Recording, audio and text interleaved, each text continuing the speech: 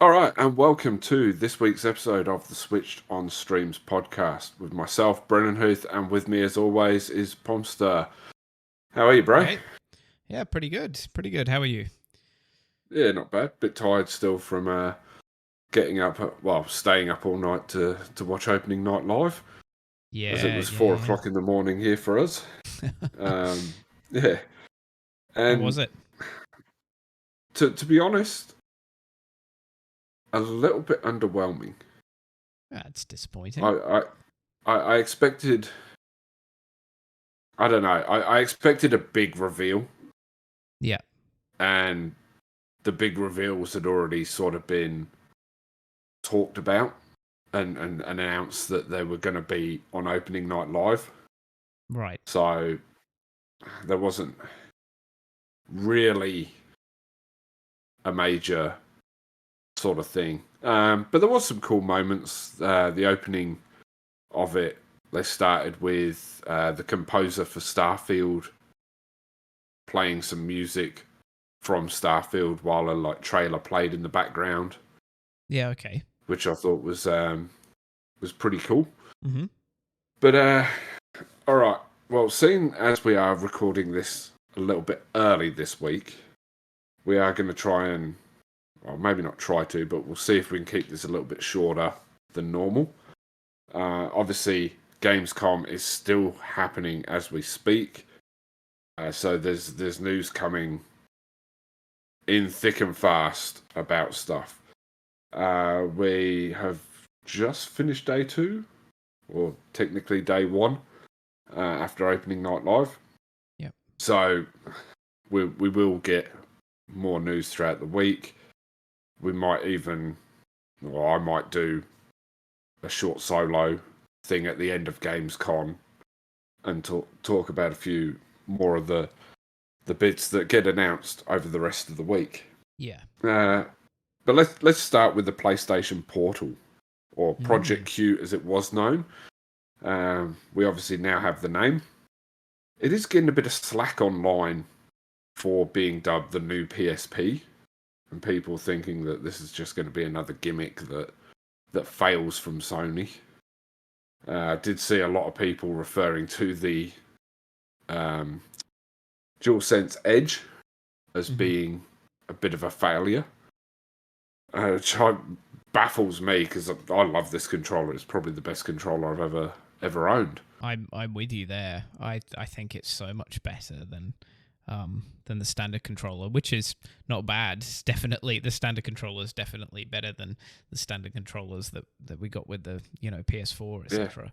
I don't quite understand that, but on the PlayStation Portal, I do think if they were going to use the kind of the PSP abbreviation, that they should have just called it the PlayStation Portable, and it should have been the next generation, like the kind of rebooting of the PlayStation Portable thing.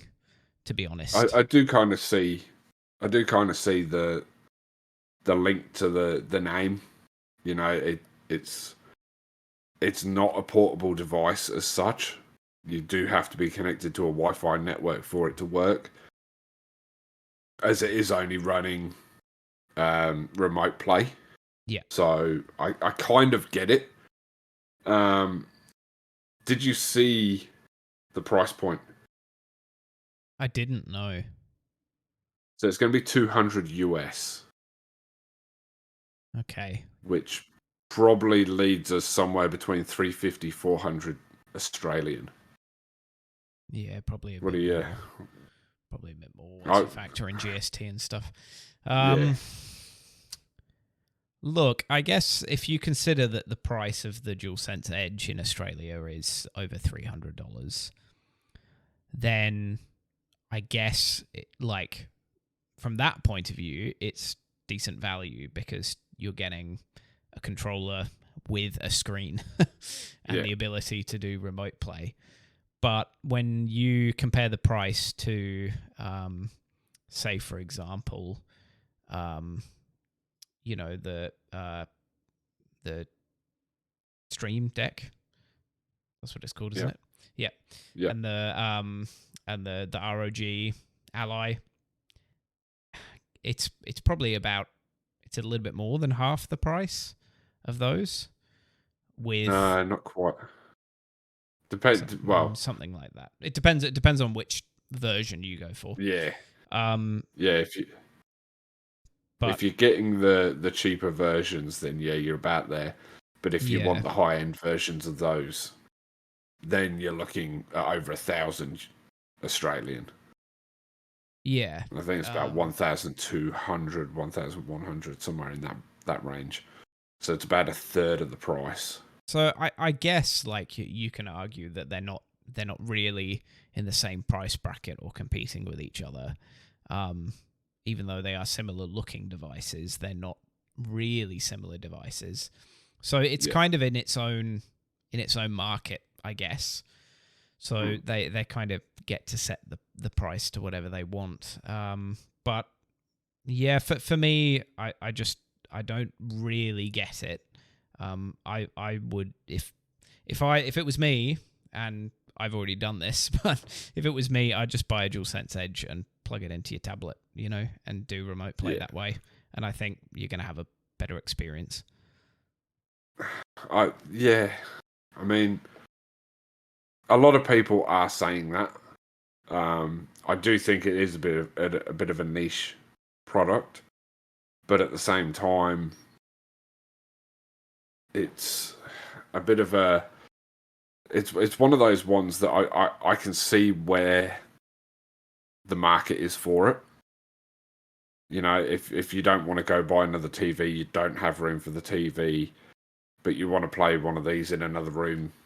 Kids are watching the TV and you're wanting to play, or you don't want, something like Resident Evil or God of War on the TV while young kids are in the room. You've got this ability to then still play those. And not everybody has a tablet that could handle the refresh rate, for instance. A laptop. But like who is going to have the money to spend, even if it's only 350, 400 Australian dollars? Who's going to have the money to spend $400 on an occasional use device like this, and not also have a tablet or laptop or another device that they could use as a screen for remote play? I have all of those things, and I still want one, and we'll still get one. So okay, so what's the like? Why do you want one? What's the appeal for you then? For me, it's probably the simplicity of just being able to pick it up, press the PlayStation button, turns on the PlayStation, and yeah, I'm laying in bed, bang, playing.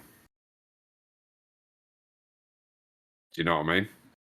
I do, but is $400 worth it to save just grabbing your tablet and plugging in a controller? But then I've got to connect the controller up to it. I've had a lot of issues with connectivity with controllers to other devices. So I just, for me, it makes sense. In my head, it makes sense anyway. Yeah, look, I guess if there are other people out there like you, then there is a market for it. I do think it is quite niche, but that's personal. From what I've seen online, like it is split 50-50. Mm-hmm. There are people that are interested in it and say they're going to get one, or that like to get one depending on price point in other places of the world, and a lot of people just trolling it and being trolls, really. Did they release the specs for it at the same time? Yes. Do you? I believe so, because people have had hands-on with it. Okay. I don't currently have it up, but there is obviously 2 points that are a bit of a downside to it. Yeah. That worry me. Mm-hmm. There is no Bluetooth on it. Okay. What would it need Bluetooth for, though? I suppose a headset. Yeah. It Yeah, does if have you a can't phone use jack. it, It does have a phone jack. So that okay. And I um assume it has a USB-C port, so you'd be able yes, to plug in a headset over USB-C. But yes. yeah, like not being able to use a wireless headset with it is a bit annoying. I wonder if you would be able to use um, PlayStation compatible headsets that have a USB-C dongle. Yeah, So, for I example, I have a Steel Series headset here, and it comes with a USB-C dongle like this. So I wonder yeah, if you would be able to use that on that device, or whether there would be I compatibility would. issues there. I couldn't see why it wouldn't. Yeah, I can see Um, why it wouldn't either. the I guess other, it's probably their way of trying to lock in people to buying headsets that are, um, you know, already PlayStation compatible approved, where they're getting a cut out of each sale, which the other problem that I see yeah. is the fact that if it gets stick drift, Mm. that's the main issue for me. Yeah, if you can't replace the Sony, controller modules or whatever, then yeah. you've got to replace the whole So device, or you've got to send it off to be serviced, and you don't know how much they're going to charge you or how long it's going to be gone for. so So, I'm just here mhm. on MSN.com on their Microsoft Start Yeah, website, which has got a lot of features, which goes through its features and all that. yeah, So it's an 8-inch LCD screen rocking 1080p with 60 FPS it's not great screen. for an 8-inch tablet. It's the same screen that's in like the Switch and not the Switch, sorry, the Stream Deck and is it the ROG? No, I think I reckon. I think the ROG's got a better screen than that. I'd have to look it up. Um, Yeah, does it tell you any brightness stuff? Does it tell you peak brightness? no, not that I've got to yet. Anyway, Yeah. um, so it's got a 3.5 headphone jack, which can connect to one of the best wired headsets.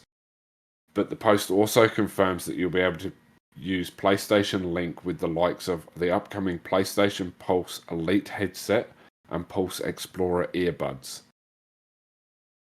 Mm. It does also then go on to say said tech will be available in two revealed headsets, but a USB dongle will be coming at a later time, which means support could be more widespread in the near future. Anything about battery life? Uh, I haven't got to that point. Because say your usage case where you just want to lay in Yeah, bed and play games from your bed, if it's only got like 2 hours of battery life, that kills that. you know? yeah. A major advantage of relying on streaming instead of native rendering for gameplay experiences is added battery life. For all the It's faults true. we've found with the Logitech G Cloud assembly price handheld device, it wasn't uncommon to see a battery life of between 8 to 12 hours when streaming Xbox Game Pass and GeForce Now. The same can be achieved here, um, then that would be a major plus for Sony's device, although we're expecting things to be a bit more conservative, given the DualSense support as the PS5 wireless controller only averages 4 to 8 hours on a single charge. Yeah.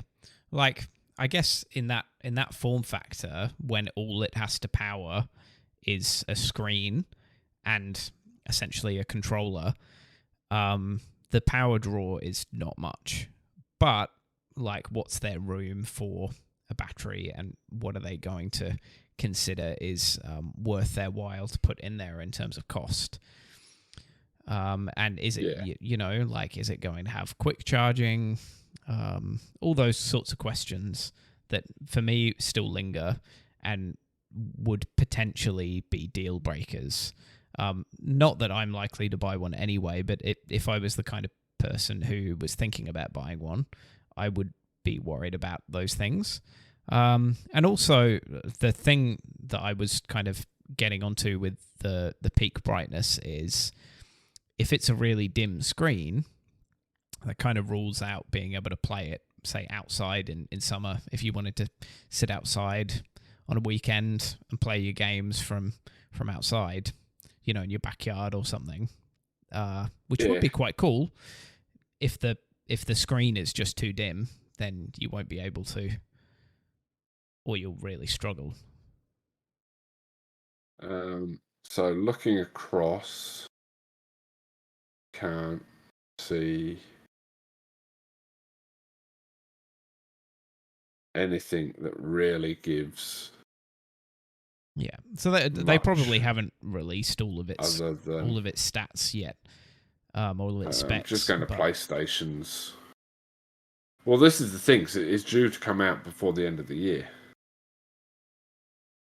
And they might be holding back some of its specs for a reason, Well, the other thing is as well, like, people have them. Like, reviewers have them in hand. They've got them over at IGN, Kind of Funny, PC Gamer have had one. Right. Like, all to give it a test. Yeah. I'm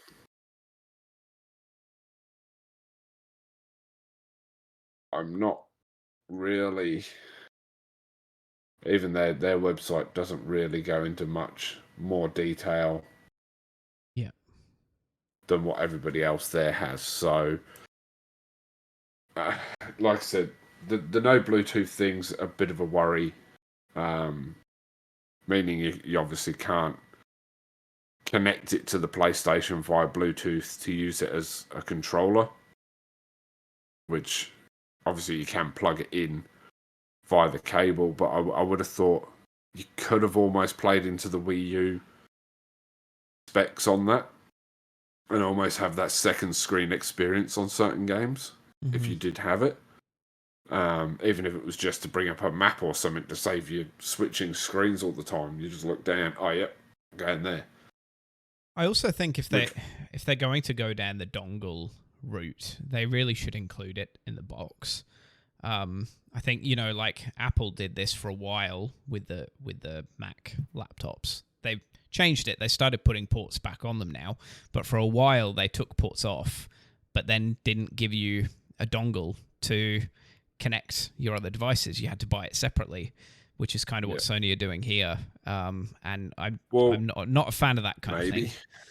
Like if you're going to need to buy a separate dongle to be able to use your headset with it, then I think they really should include. Well, I would assume that quite possibly those headsets would come with the dongle rather than the device itself. Yeah, probably. But then if you have a different Bluetooth headset that is otherwise compatible, you have to buy it separately, Yeah.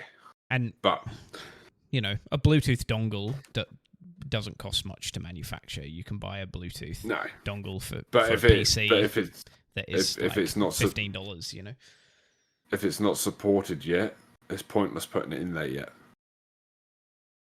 I guess there are still going to be plenty of people who are going to have Bluetooth headsets that would be otherwise compatible. But yeah, anyway.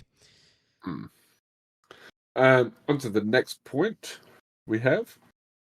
Bethesda finally announced that the Fallout TV series, which I think they announced in 2020, is coming next year to Prime. And we will be getting a closer look at that early next year. Now, with the current success of shows like The Last of Us and Twisted Metal, do you have high hopes for this? Yeah, probably. I think it could work as a TV show. And I think studios have been better at adapting video game stuff to TV shows recently. So, I mean, with any of these things, I'm always a little bit skeptical. And definitely there have been some video game TV shows or other TV shows. I mean, The Witcher is not originally a video game. Let's be clear, they were books, but Yeah. that's gone obviously downhill. So I'd say on the fence, but yeah, I don't see why it couldn't be successful. I think it's got the story there that would make a really good series.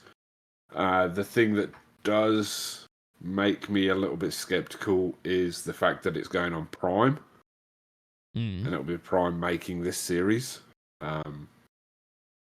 We've seen with some of their big named franchise stuff that they've done over the last couple of years that it hasn't been too great. It's not been bad, but it's not been, world breaking like shows like The Last of Us were. Yeah. In saying that, they've also taken other franchises that are not as well known, things like Invincible, and they've been massive hits. So hopefully, although this is a big franchise to those in the game industry, it's not to those outside of the game industry. Sure. So hopefully, much like The Last of Us, this can grab the bull by the horns and really be a popular thing. Yeah. Amazon do make some good shows, and they make some that aren't so good. And that's true of Netflix. It's true of Disney. Yeah, well, that is also true. I was leaning more against what they'd recently done with Lord of the Rings, yeah, and stuff like that. Like they're good shows, but they wanted that Lord of the Rings show to be the next Game of Thrones, and it just wasn't. Yeah, I haven't watched Rings of Power, but I've heard it is quite disappointing. Oh, look, I enjoyed it, but yeah, it misses a lot. Mm-hmm. Speaking of Lord of the Rings, got a release date for Return to Moria. Now, we did have a brief chat about this last night, and you were a bit skeptical about something, weren't you? Yeah, look, I mean the recent Gollum game really wasn't great. No. Very heavily panned by critics and gamers alike, and that was also by an independent developer. So yeah, hopes not particularly high for this one, but I think yours are a bit higher. Yeah. So, what you didn't know about that Gollum game was that the developer, although they have developed games previously, they're more of a publisher. Yeah. And they'd never made anything on this scale. Mm-hmm. And it showed. Yeah. It really did show. Yeah. I was aware of that, by the way, but yeah, continue. Oh, you were? Yeah. I didn't realise you were. Yeah. But not when we spoke last night about it anyway. But yeah, so, and you know what? They admitted their mistake. They put their hands up and went, you know what? This wasn't a game we should have made. Mm-hmm. We've made a mistake. We're going to stick to what we know and what we do best, and that's publishing games. So, they learned a lesson, and unfortunately we got Gollum out of it, but with these guys, although they are an indie developer, they are creating what they know. Yeah. So this is going to be a co-op survival crafting game. Mm-hmm.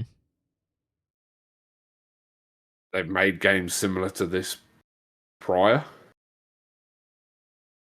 and it looks good.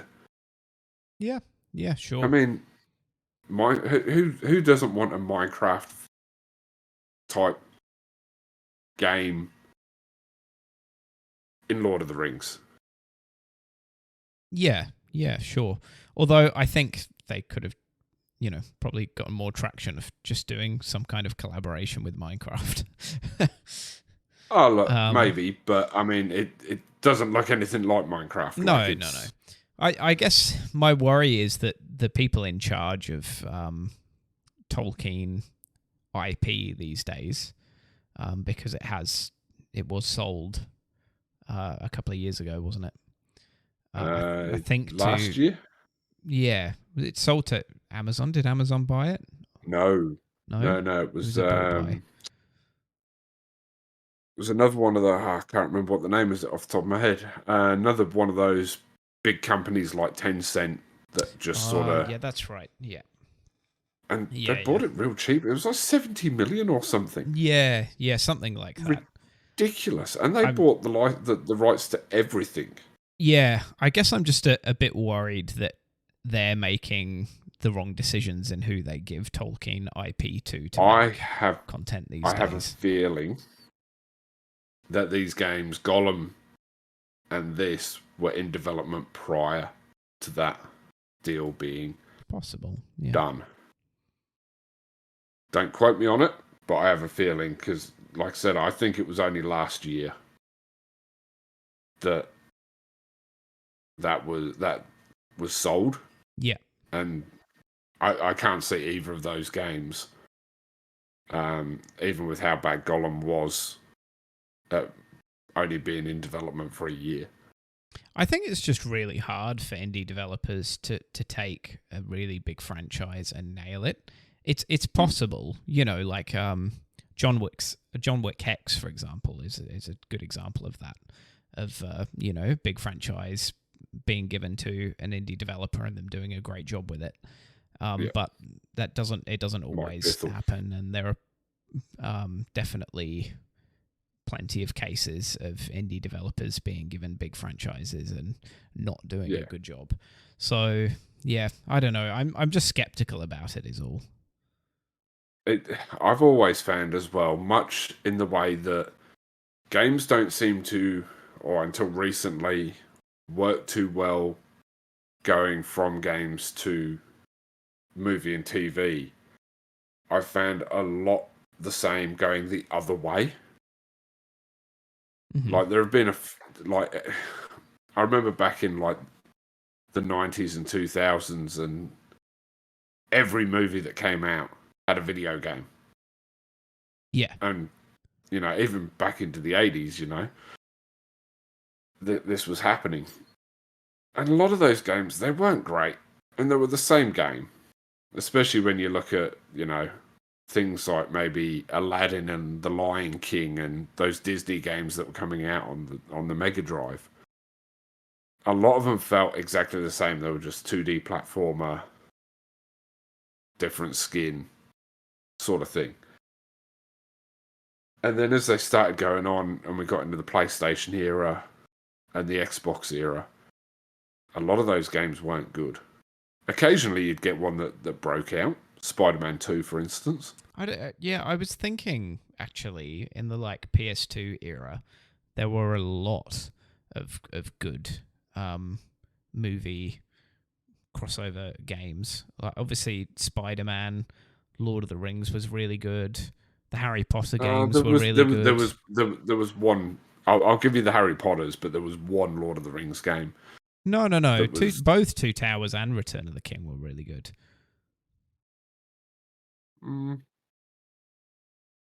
Yeah, I'll agree to disagree. I'll get torn to shreds in the comments for this, but maybe that's nostalgia. But I thought they were great, those games. I thought the Lord of the Rings games that focused more on their own stories were a lot better, right, than the movie tie-in games. Yeah, but fair enough. Yeah, look, yeah. I do think for example, the Battle for Middle Earth games were better games, but I still think the movie tie-in games were really good for their day. But then, obviously, what was that? I reckon I've got a kangaroo outside my window. This is very loud. Australia. Yeah. Things that happen when you live in the bush. Anyway, outside of, well, we'll just move on because otherwise we're going to end up talking for hours about stuff and arguing and everything else. If you didn't see the start of opening night live, go and have a watch. Because I watched a little bit of the pre-show and I was reading the comments section. Everybody, oh, we want GTA 6, we want GTA 6. You're not getting GTA 6. It was never on the cards to be announced. No. I think we said last week's podcast, Rockstar have a habit of announcing things very close to a release date. So then that way they're not pushing things back. So unless we were getting GTA 6 in the next 3 months, not happening. No, it will be properly announced sometime late next year, I would guess. I wouldn't even be surprised if it's Video Game Awards. Mm-hmm. Or even maybe Summer Games Fest next year, or even the Game Awards next year. But it was never going to be this year. No. However, having said that, if they do keep it really under wraps and they do kind of like leave it late and then announce it at a show where it's not expected to be announced, imagine the pop and the hype it will get. The thing is, though, we've had that many leaks now that everyone's just expecting it any moment. Yeah. And yeah. That works in the Rockstar's favour because they can keep just dragging it out and dragging it out and dragging it out. And the more they drag it out, the more people are going to call for it. Mm-hmm. But obviously, we had an idiot get up on stage within the first 5 minutes of the thing, run straight over to Jeff Keighley, put his face in the microphone and go, I want to play GTA 6. I just want GTA 6. Before security grabbed him, threw him off the stage, and then Jeff Keighley went on for about 2 minutes about how really disappointing that was. And that was probably the most exciting thing that happened at opening night live. Another thing that did happen was Zack Snyder got on stage and looked really, really awkward. Yeah, he's a pretty awkward guy. Yeah. And I sat there scratching my head for about 5 minutes going, what is he doing here? Yeah. This is about video games. And he's here to talk about 2 new movies he's got coming out on Netflix. Yeah. Now, those movies are called Rebel Moon, and part 1 is out on December 22nd, with part 2 on April 19th. And the reason he was there is because within this whole universe that he's created with this, there is going to be a game coming at some point late next year, or is in the works to be announced fully, properly, with a bit of a trailer and everything next year. Sure. Now, he's described in an interview with IGN after opening night live as Rebel Moon being Star Wars with sex, violence, and swearing. And to be honest, I watched the trailer and I was like, you know what, I could get behind this. It's got that sci-fi fantasy, kind of a comic book sort of feel to it. Mm. Some moments in there had that, sort of Sin City kind of look without the black and white. But how they sort of made it with that comic book styling, in a live action. And you know what? It looked really, really impressive, especially for a Netflix movie. So I'll be interested to see how those movies look when they come out, and whether or not it's going to grab me as a franchise to want to go and play the game. Mm-hmm. Because an action RPG in a world like that, you can never really go wrong, can you? Oh, Yeah, lost your feed. lost my feed. I've lost your feed. Right. I don't know what's going on there. You know what, guys? This stuff happens way too much with us trying to do this. Yes. I suppose since we still have audio, we keep going, and those watching on YouTube or Spotify will just have to, I think maybe the collab cam's gone down. yeah, quite possibly. You've got me cautious about how I say that word now. So he was taking the mick out of me before we started recording that I was calling it a collab cam. So now I'm being cautious about how I say it. And yes, I know you're going to roast me in the comments. Yes, I know it's the wrong way to say it. But to me, it sounds right. I mean, So I don't know if there's a right way to say it. I just thought, well, you wouldn't say the word collaborative as collaborative, so surely it's, Anyway, moving on. Welcome back, guys. After that short but sweet, well, not so sweet really, but short interruption to our recording. What were we on? We were talking about Rebel Moon, weren't we? So we'll move on from that. Phil Spencer did a couple of interviews with IGN that I had a watch of.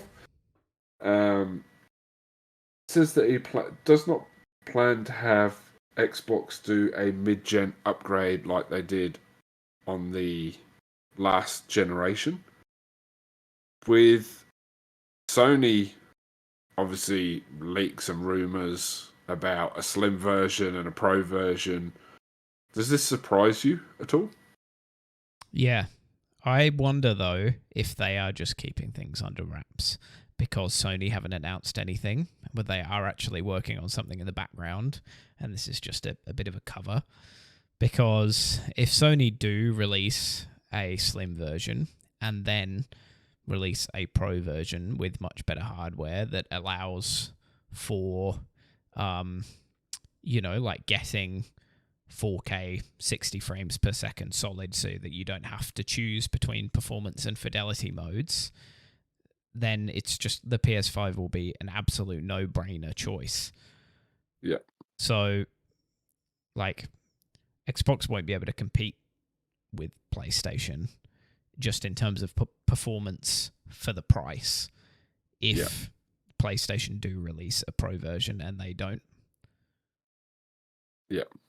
And this would just lead into what I've been saying, that there's something about Phil Spencer I just don't trust if this is the case. No, but look, by all accounts, everybody that I've listened to that have met him, great guy, wants to hear everyone's stories. Everything about the guy, everybody should love. But sometimes when he does these interviews, he says some things and his facial expressions just make me go, you're not quite telling us everything, which, his prerogative. And, that's the business world. But just something makes me think that there's more to him at times. But I could be wrong. It's just my opinion. I mean, to be honest, with components nowadays, and the fact that both of these consoles are using off-the-shelf components and not custom components, they really, to release a pro version, they barely need to update their hardware. They can just release one with a better GPU in there, and a better processor or whatever, and you'll get better performance.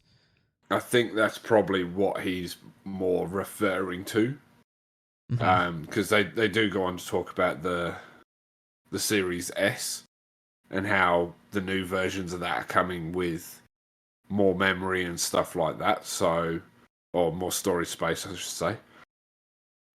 So I think that, he's just thinking, well, rather than releasing a whole new version, later versions of the Xbox One, the Xbox Series X and S will just come with updated hardware as time goes on.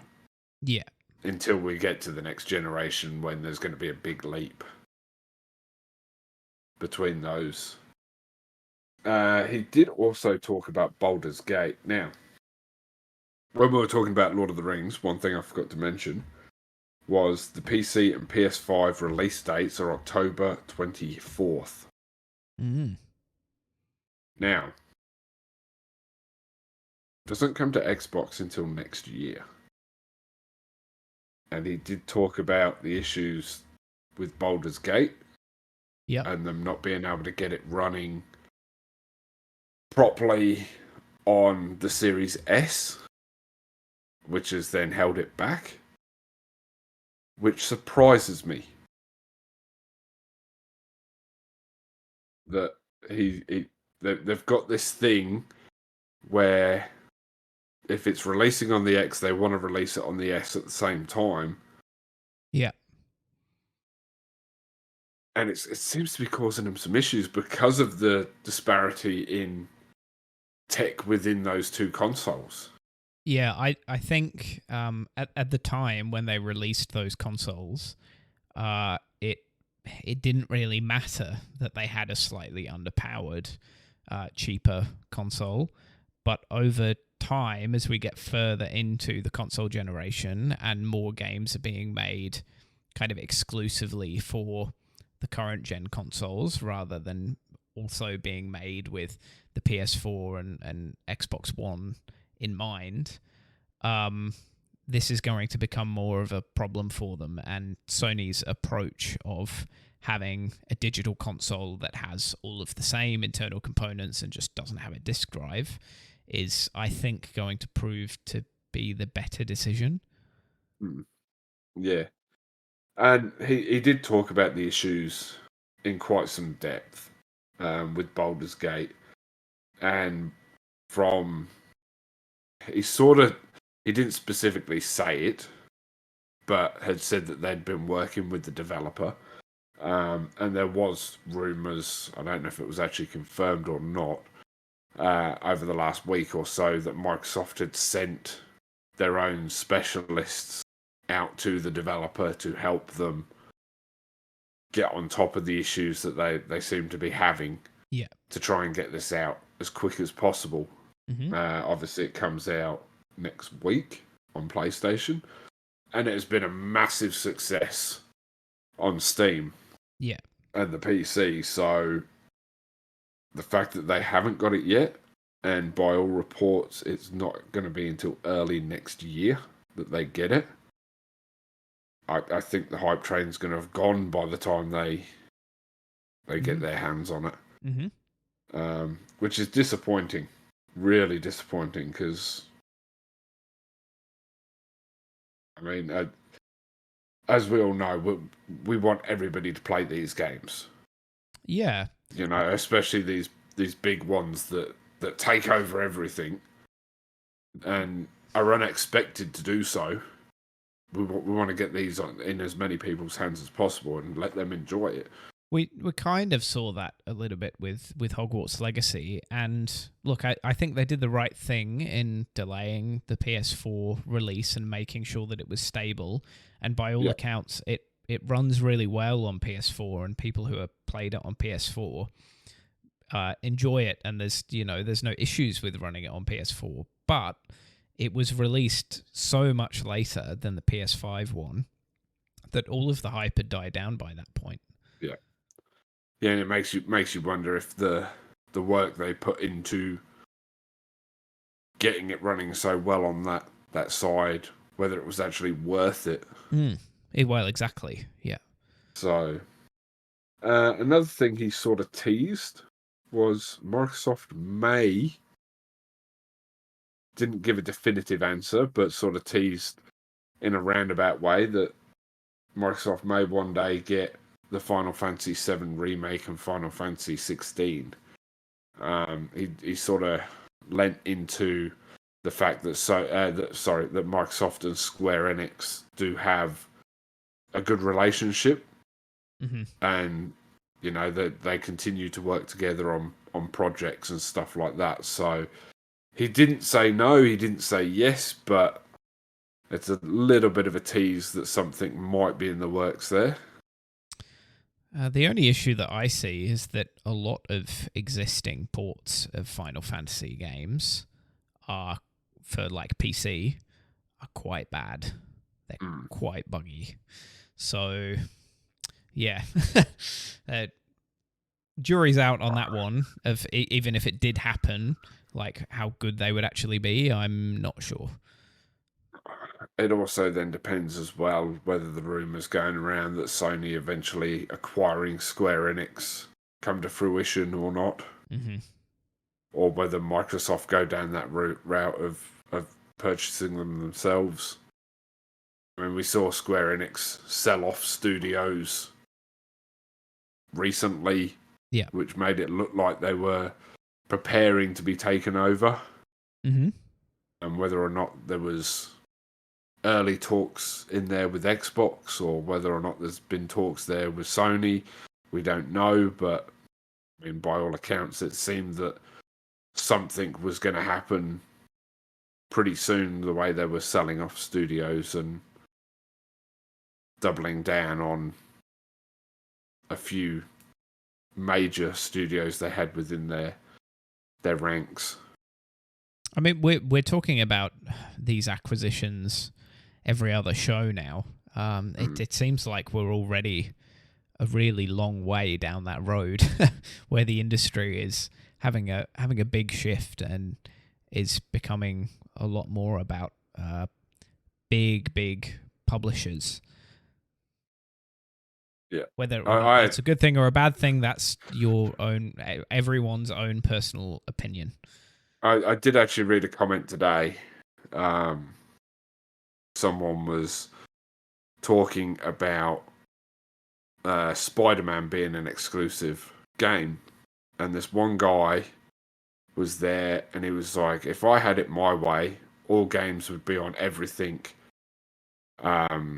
and everybody could play it. It makes it easy for developers to just be able to develop onto everything and all this." And I sort of sat there, I scratched my head, and I'm like, you just don't get how the industry works, do you?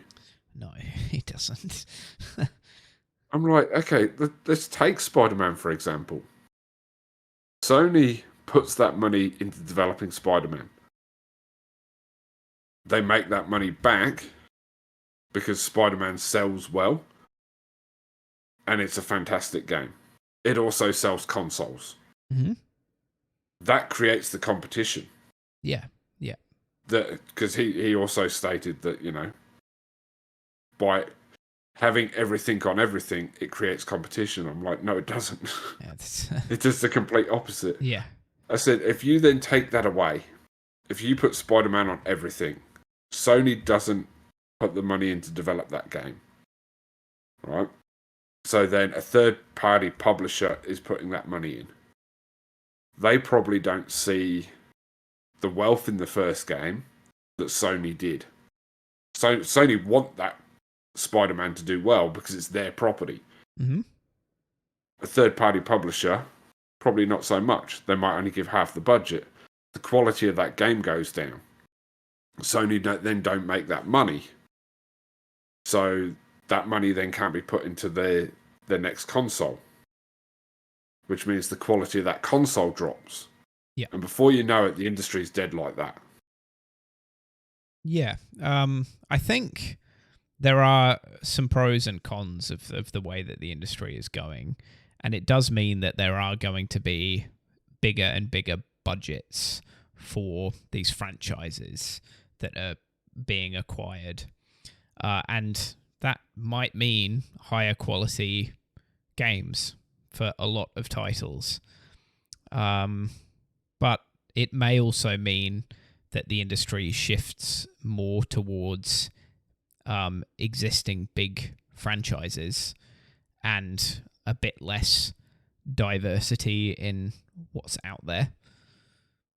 Yeah. in terms of games, which, you know, again, there are pros and cons there. Like, it does mean that maybe AAA titles will get even bigger budgets, but that there are Which we're going to already be, seeing. yeah. And as I've mentioned on previous podcasts, we've seen the same thing in the movie industry over the last 10 years or so. And some people will be fans of the fact that, you know, like Avengers movies get enormous budgets, and maybe you like those movies a lot, and that's great. But maybe you don't like the fact that there are a lot of movies with kind of, let's say, average budgets that now aren't getting made that would have been made 15, 20 years ago. But as I think I've said on this podcast before, I think that's where, you know, publishers can look to the indie developers and maybe throw a little bit more money their way to fill in the gap. Possibly, yeah. Indie games have come on leaps and bounds over the last 5 years. Oh, 100%. And Yeah. we're getting some absolutely fantastic indie games that are comparable in some aspects to some of the big AAA games. Yeah. I mean, we've seen juggernauts come out like Cult of Lamb that came out of here in Australia. Hades that was nominated for Game of the Year. Oxenfree, games like that.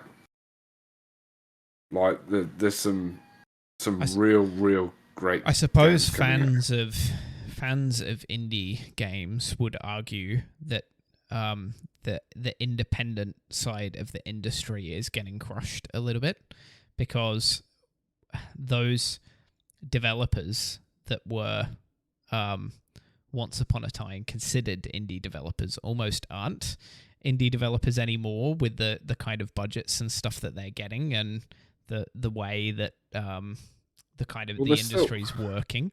And indie developers are becoming a lot bigger and that sort of thing. But I don't think that's, to me, that's not, you know, 2 or 3 people work in a small studio isn't what makes them an indie developer. No, it's not. You know.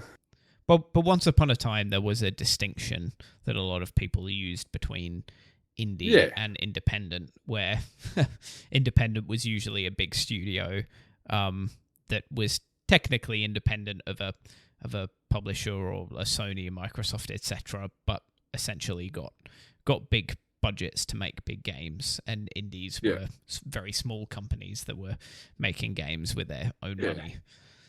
Yeah, true. And that's, you know, sort of like that's fading now, that distinction. Yeah, maybe. I mean, a lot of those companies that are getting budgets from publishers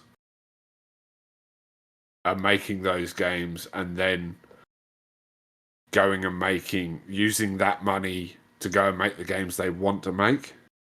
Yeah. And are then shipping the games that they've made to a publisher to try and get that out there.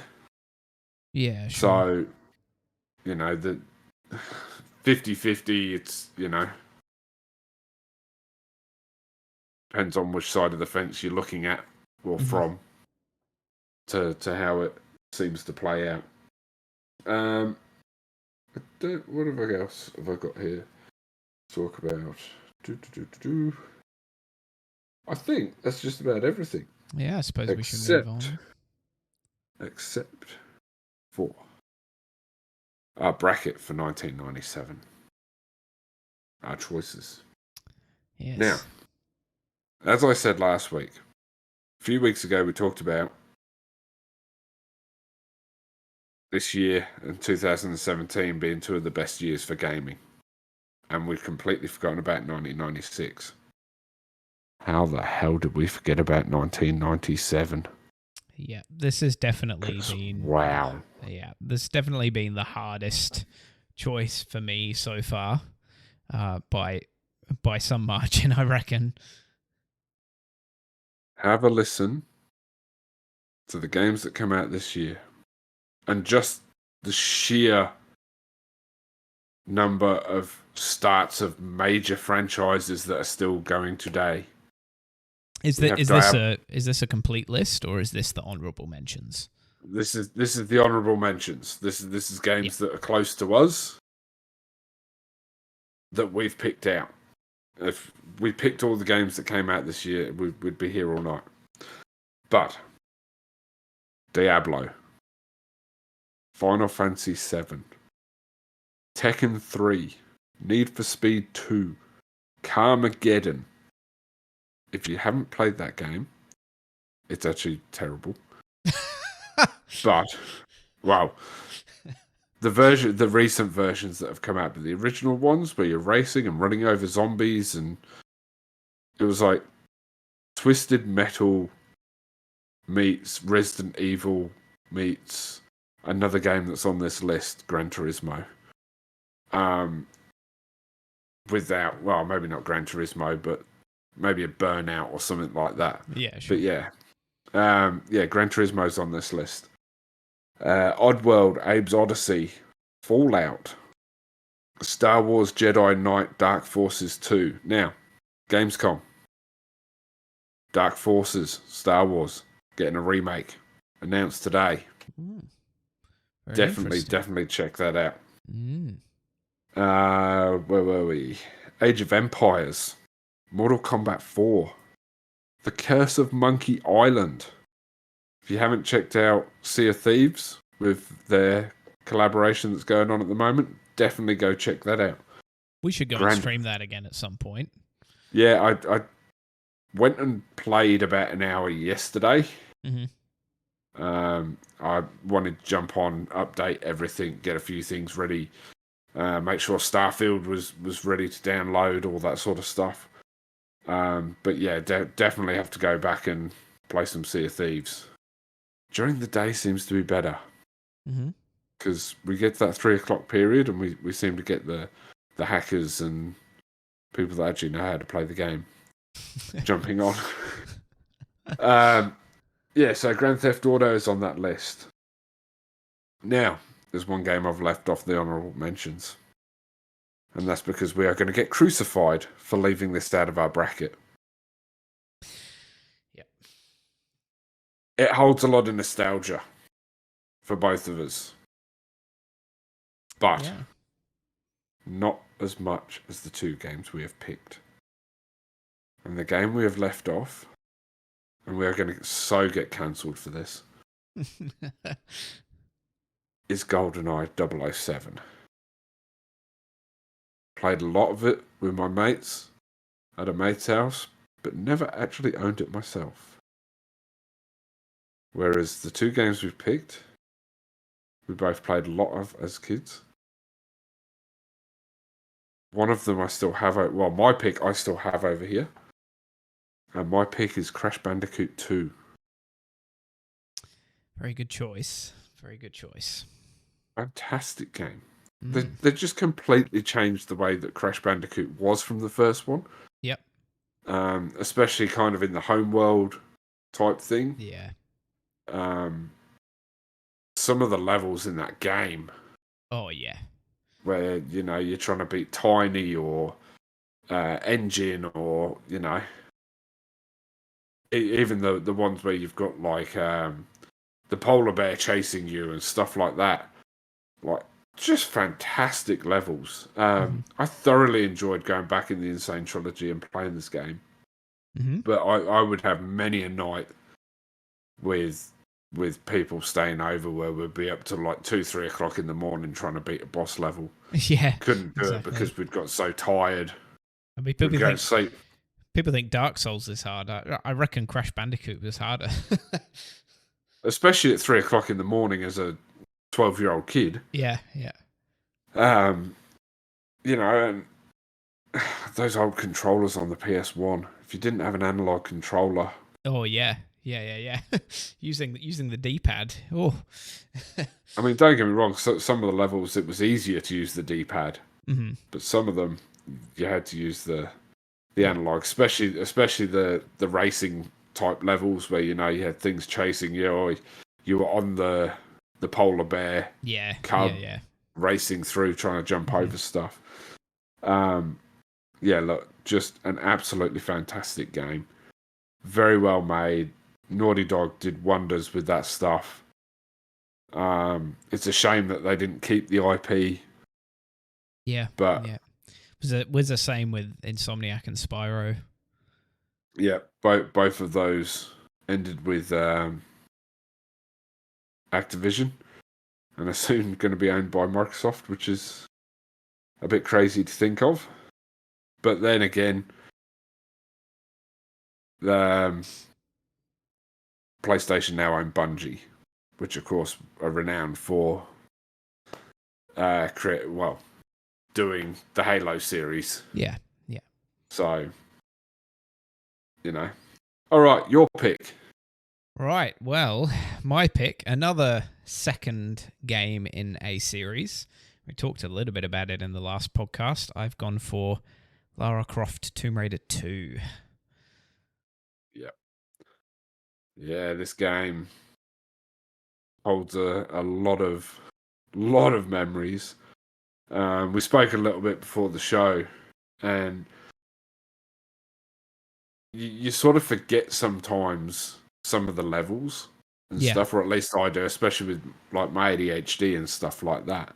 Yeah, I was reminding you of a couple of them, and yeah, you want to talk about hard video games?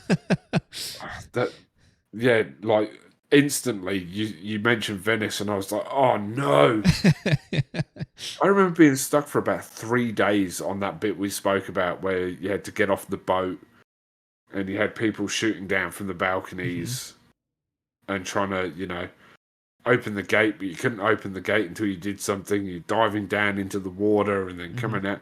I think that was one of the very first games as well I experienced where you could actually get in the water and swim down underwater. Yeah, probably. Other than, things like, Super Mario or Echo the Dolphin, that sort of thing that had specific underwater levels. You know what I mean? Yeah.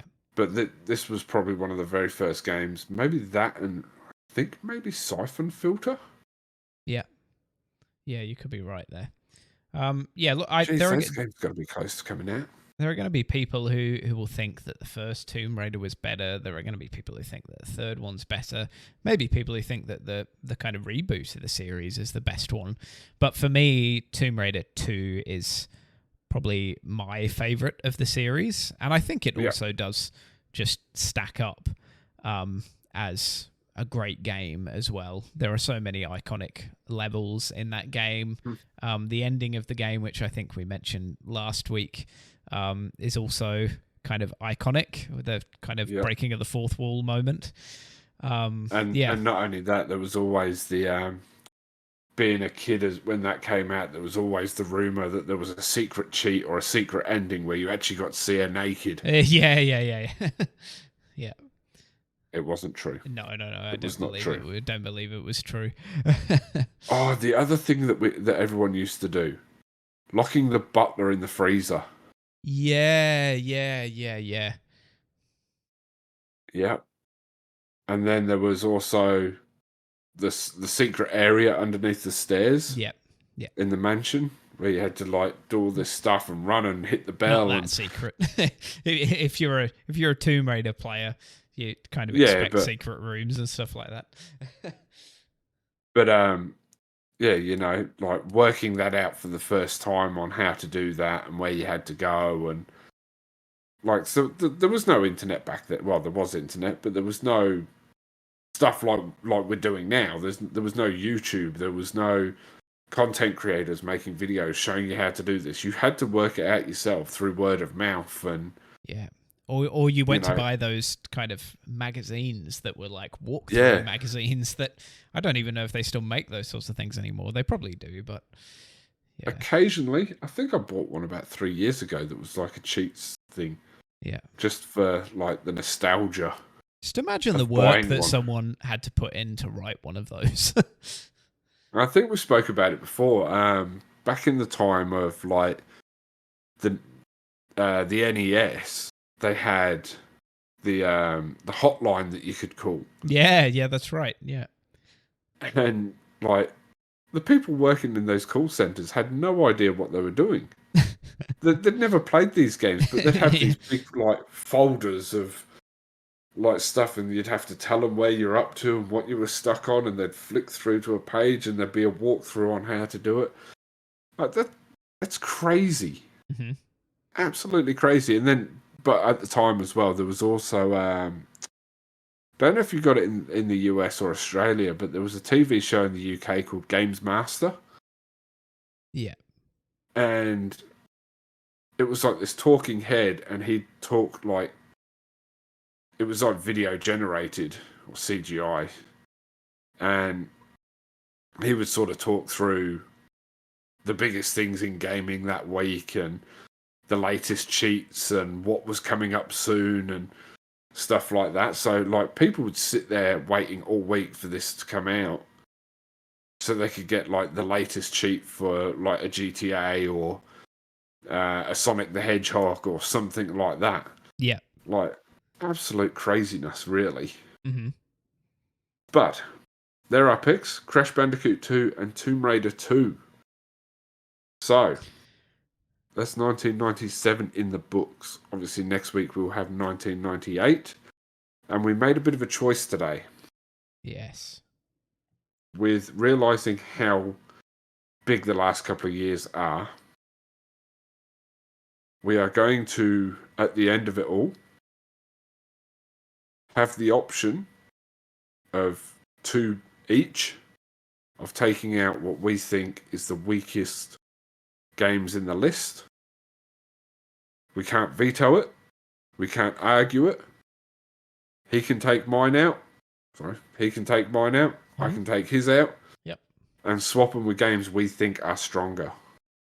From any year. Now, from any year. Yeah. Anything from our honourable mentions list of any year. I think personally, for me, I would probably only go, okay, well, you pick Final Fantasy VII. I'm going to swap that with Final Fantasy VIII. Right. I might only swap something that's within that franchise. Depending. Or maybe something depending from on the how same shit games you pick. Maybe something from the same genre or that kind of thing. But it will be free choice. But you use your own parameters. Yeah. I'll use mine. Yeah. I might do that. I might decide at the time if I'm feeling like an absolute arsehole. I might even take out one of your most favourite games that I think will beat my best game. Imagine if I remove Final Fantasy VIII. I would actually kneecap you. So just be careful. Be careful what you do. You're going first. This works both ways, you know. You're going first. Then you can't destroy mine. Yeah. Anyway, guys, we're going to leave it there. I'm going to go play some Diablo 4 before the season ends and we get into the new season, which also was at Gamescom. And we're getting Vampire Hunter Companions in season 2. So we'll talk more about that once we've watched some more and learnt some more and everything else like that. But until then, for now, till next week, adios. See you guys.